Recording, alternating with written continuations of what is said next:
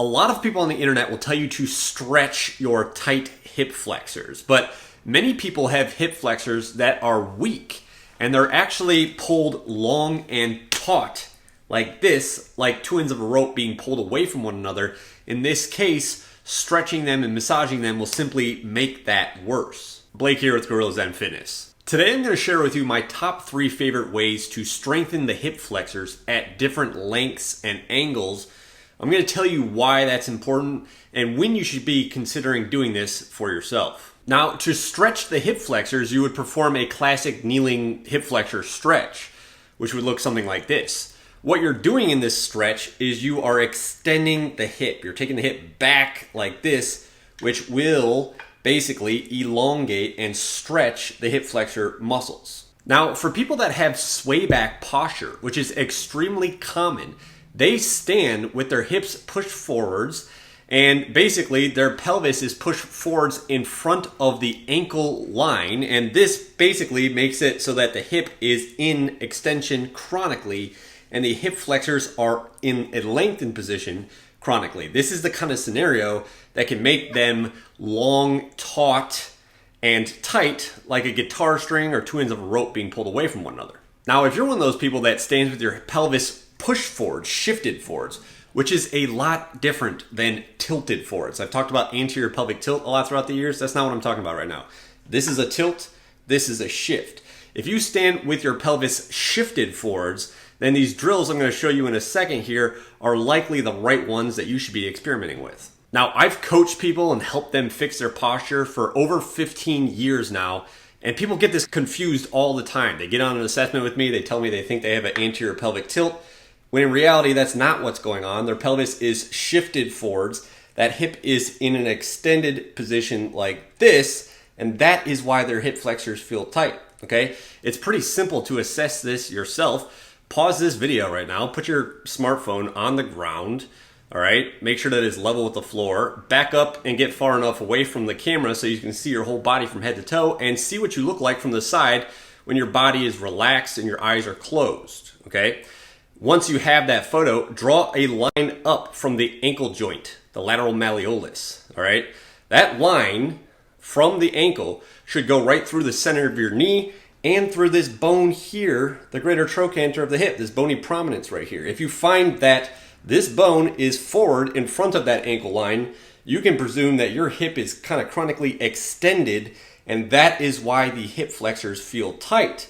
Again, they're long and taut. Anytime that hip extends and it goes from a neutral position, which is 180 degrees like this, and it moves forwards like that, that is what chronically places a stretch on the hip flexors and can make them weak over time. In this scenario, strengthening them is the best thing that you can do. Don't take my word for it though. Analyze your own posture in the way that I just showed.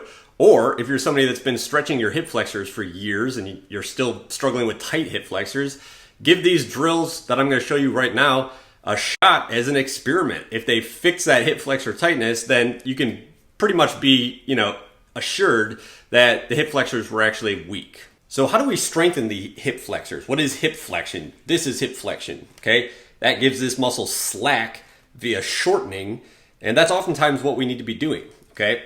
Especially if we're standing in an extended position of the hips, all right? And this is going on. Now, you want to train the hip flexors in different ranges. Full range of motion is very important. We want to train the hip flexors in a shortened position like this. We also want to train them in a long position like this. And that's what I'm going to show you how to do right now. So there are actually several hip flexor muscles. A lot of people say this stretches your hip flexor as though that's singular. There's actually a couple different muscles that flex the hip that constitute the hip flexors, okay? The rectus femoris, the TFL, the iliacus, the psoas, so on and so forth, okay? What I'm going to show you right now is a way to bias the rectus femoris, okay? The rectus femoris is actually part of the quadriceps, but unlike the other muscles of the quadricep, it's also a hip flexor, okay? But to strengthen the rectus femoris, we need to do so in a way that also maintains an extended knee. Basically, your knee needs to be straight as you're working on flexing the hip, okay? That's the best way to isolate the rectus femoris, okay? And this is something that I have great success with my online coaching clients if they have rectus femoris weakness. It's pretty simple to do, all right? It's simple to understand. It's hard to execute. What you want to do is sit with your back against the wall. Make sure that that pelvis is touching the wall. You don't want your pelvis to slump away from the wall. You're going to have a propensity to do that. Try not to let that happen. Push your butt back into the wall. Keep your whole back flat, flush against the wall. And a basic end range rectus femoris activation exercise is just done in this position. You just raise your leg up like that. Okay, you're going to feel an intense contraction coming down the front of your thigh here. It might even like cramp up. Okay, a lot of people are super weak here. You might not even be able to do this. You might try and your foot comes up like that, barely moving. Okay, what we want to do here is kind of build some strength in this range, keeping that whole back flat against the wall. All right, this is basically it.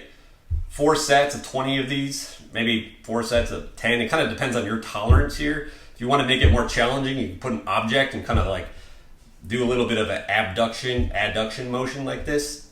All right, there's a couple different variations of ways that you can do this, but the main thing that we're focusing on here is flexing the hip, raising the leg with the knee straight. That's going to isolate that rectus femoris. You're going to feel that a lot right here, okay?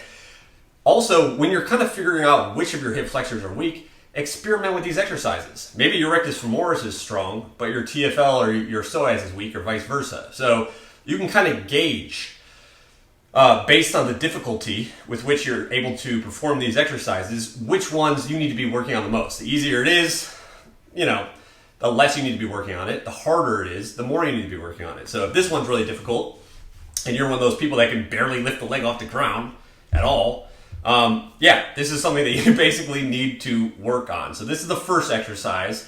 This one helps to really activate and isolate the rectus femoris. This next exercise works more of the psoas, the TFL, the iliacus, all right? These are some of the other hip flexor muscles. The primary difference here is that you're going to be doing it with a flexed knee, all right? So basically, the knee is going to be bent. Same motion at the hip flexion. It's just that the knee is bent now, which kind of makes it less of a rectus femoris isolation exercise, all right? But if you can hold on to something like a wall, a rack, a bench, something that gives you stability, do it. If you have good stability and you don't really need that, you can just put your hands on your hips. But the first way to do this is most basic here, is to just flex the hip as high as you can go. This is hip flexion, okay? This is working the hip flexors, okay? And again, it's less of a rectus femoris thigh-based hip flexor isolation exercise. Kind of works some of the other hip flexors, okay? What you're trying to do here is draw that knee up as high as you can, all right? Like this. This is a basic one to start with, okay? If you want to bias the TFL a little bit more, which is a hip flexor muscle kind of off of the side here, instead of pulling the hip straight up as high as you can kind of take the leg out more at like a 45-degree angle, like this. Okay, that'll help to bias the TFL a little bit more than the iliopsoas. And by the way, the iliacus and the psoas are one muscle. They kind of combine together to form the iliopsoas. So a couple different variations of that. You can just pull straight up like this. If you want to work the psoas a little bit more, or the iliacus or the iliopsoas, whatever you want to call it. You can also bias the TFL a little bit more by taking that leg off into a slightly abducted position, which basically means instead of taking it straight up like this, you're taking it off slightly at more of an angle, about 45 degrees. All right. This might become easy for you pretty quickly. If you want to progress this, you could do it with a dumbbell. All right. So if this is easy to do, load it up, add some resistance to it. Put a dumbbell on the front of the thigh. All right. And it will look like this. Okay. I'm not doing a bicep curl here. All right. My arm is not doing this. All right. I'm not using my bicep for it, at least. Okay. The arm is basically just holding the dumbbell on the thigh. Okay. That's it. And I'm using those hip flexor muscles again to raise the leg up and bring that hip into flexion. So the arm is moving, but my bicep is completely relaxed. All right. All of this muscle contraction is actually coming from the hip. Same thing here. You can go straight up, or you can take it off to the side, a little bit more of an angled movement here, right?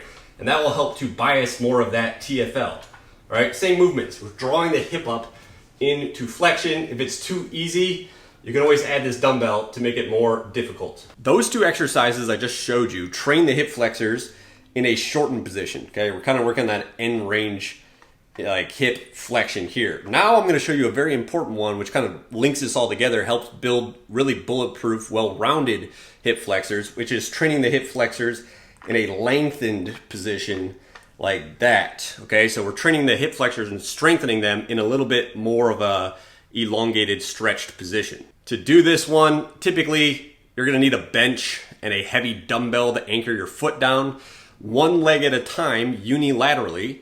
With this setup right here, you're going to keep your upper body straight. You want the lever of your body to be as long as possible. You're going to lean back. Okay, that's placing a big stretch on the hip flexors. And then you're going to contract those hip flexor muscles to pull your body back upright to 90 degrees. Okay, this is one of my favorite ways to train the hip flexors in a lengthened position. All right. And this one's a little bit more advanced, so if your hip flexors are really weak and you struggled with the other two exercises, maybe phase this one into your routine a little bit later on once you've kind of gotten the swing as to what hip flexor strengthening even feels like for your body and you've kind of gauged how your body responds to it. To conclude this video, like I said, I've been coaching people on how to fix their posture for 15 years, and my stance on this has changed. Okay, people that have anterior pelvic tilt, where the pelvis tilts forwards too far, that we do see that for sure, but what I actually see even more common than that is weak hip flexors. People that have that pelvis that's shifted forwards in front of the ankle line, the lateral malleolus, okay? So, you know, like I said, don't take this from me. Try these yourself. See if these fix your hip flexor tightness issues that you've struggled with for so many years. Everyone is different at the end of the day. That's why I want you to assess your own hip flexors and the position of your pelvis relative to your ankle. This is what I do as an online coach for people because yes, some people do truly have short, tight hip flexors that genuinely need to be massaged and stretched with your classic hip openers. Other people have weakness. Everybody's different. Depends on how you sit, what position you're in, how long you're sitting, and your own unique imbalances. So that's why I do this as a coach. But if you don't want to have me assess you, then assess yourself and make an accurate, informed decision as to what corrective exercise set and protocol is best for you. If you want me to assess you, your whole body, open up the description down below, click coaching. You can check out my coaching page, what I do for people, all the client transformations and successes that I've had. If you want to get my free workout, all right, called 3-Day Functional Training Split. It's a free workout that helps you get leaner and stronger while correcting common muscle imbalances, postural issues, mobility, flexibility, so on and so forth. You can also click a link for that in the description down below. I'll also pin that to the comment section. It'll be the first comment down below. If you're watching this on desktop, you can always click this over there. That will take you to the same spot on the website. If you want to see another video similar to this one, check that out over there. And if you haven't yet subscribed to my YouTube channel, go ahead and do that. I'm going to be a lot more active on this channel throughout the next year. Other than that, I'll see you next time.